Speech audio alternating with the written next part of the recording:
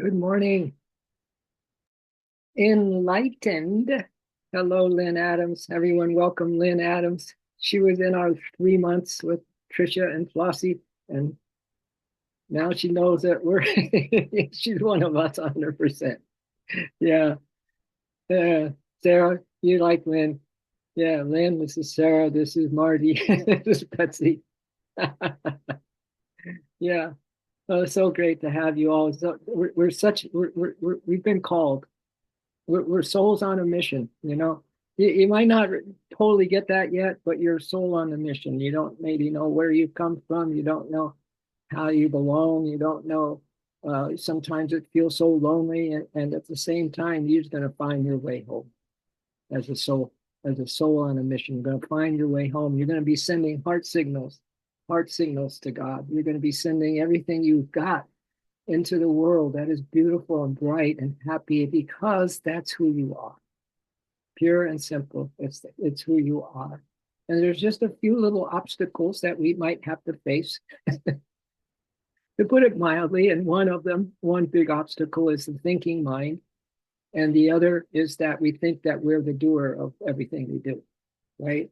When none of that is true, the farthest thing from the truth. And since it's the most farthest thing from the truth, then for us to, put some good attention on how we can have a, well, one, this Sri Muji, he's a really beautiful, lighthearted yogi, has quite a following.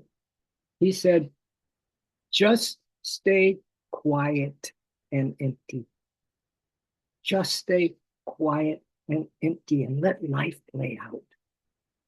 Let life go on.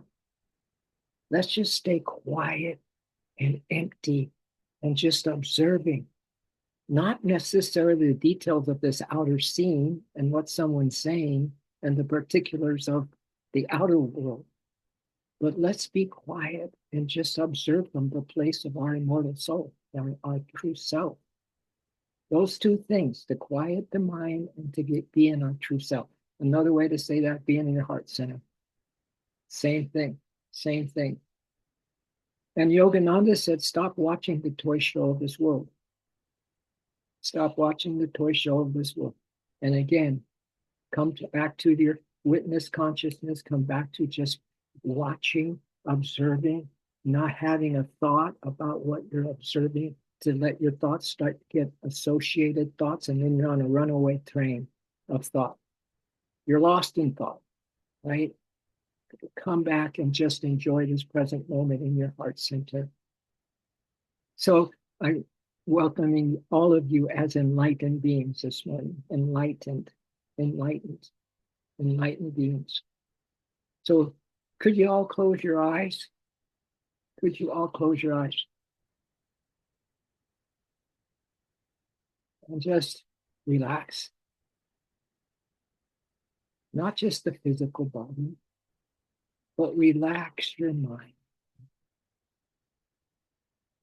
As some beautiful, intuitive, awakened being said, relax your mind and drown in your heart of devotion. Relax your mind and drown in your heart of devotion. Mm. The breath and your mind are intricately connected. If you can calm your breath, you will calm your mind. And if you can calm your mind, you can calm your breath. But when both are used, calm yourself. It's pure divine magic. So see if you can marry a few breaths with that beautiful, quiet mind from a place of drowning in love in your heart center. It's a beautiful place to have your center. It's the only place to have your center, is in your heart space, where there is infinite love right now and infinite light. infinite peace, infinite happiness, right there, right in every beat of your heart is the divine beloved of your forever as your sacred heart, as your heart. Let's just go into a period of silence and stillness and quiet and drowning in devotion.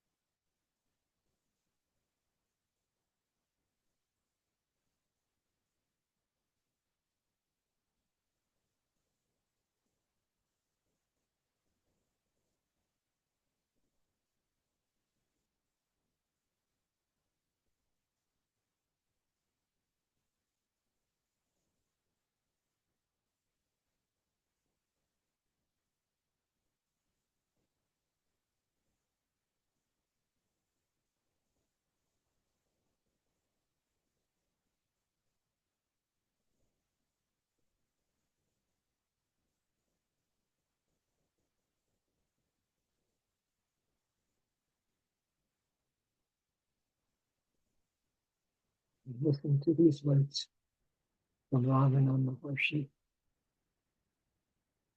He said, all that is required of you, all that is required of you and me is to give up the thought that you are this body. To give up the thought that you are this body. And to give up all thoughts of the external things that are not yourself, yourself. To give up all thoughts of the external things that are not yourself. As often as the mind goes out towards outward objects, prevent it and fix it in yourself or soul. Or he calls it the I. The I. Self, soul, same thing. That is all the effort required when you're put.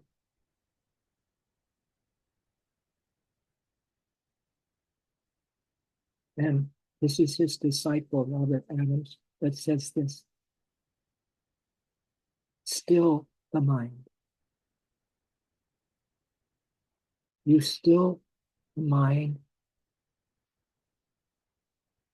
by not reacting, by watching, by looking, by seeing, but not reacting. Watching, looking, seeing, but not reacting. Sit in the silence. Observe your mind thinking. Sit in the silence and just observe your mind thinking. Observing your thoughts, observing your feelings, and then leave them alone. Leave them alone. You no longer try to change anything. You stop following your thought pattern.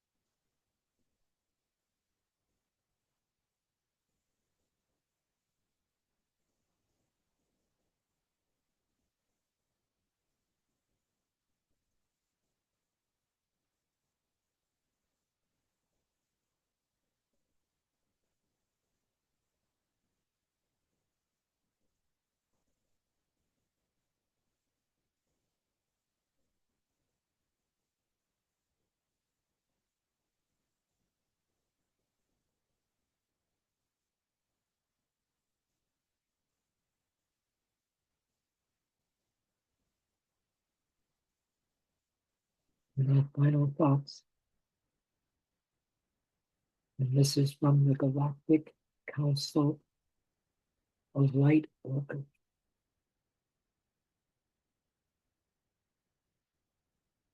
It says, imagine this.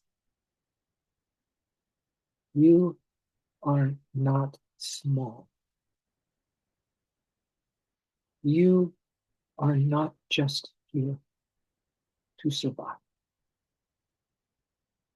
You are not an accident, not random, not insignificant. You are power itself. You are power itself. A fractal of divinity, an extension of creation itself, the breath of the infinite in human form.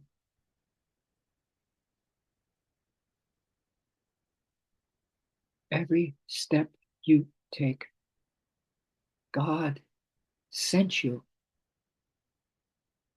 Every conversation, every interaction, every place you find yourself, God sent you.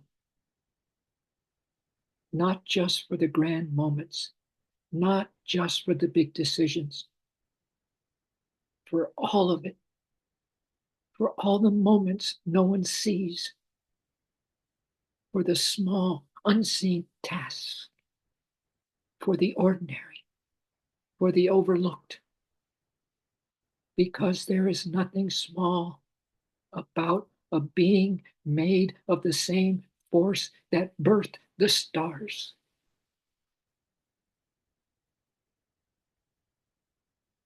So when you move, move like you were sent. When you speak, speak like you were sent. When you rise in the morning, when you wash the dishes, when you work, when you rest, do it like it matters, because it does. You do matter. You always have.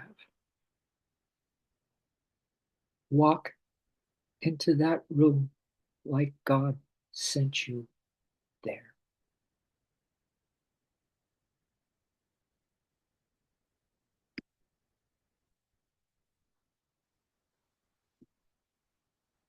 Let's slowly bring our hands folded if that feels good to you in Namaskar pranam position, or you can place your left hand on your heart or your right hand over that, whatever feels best for you all this morning.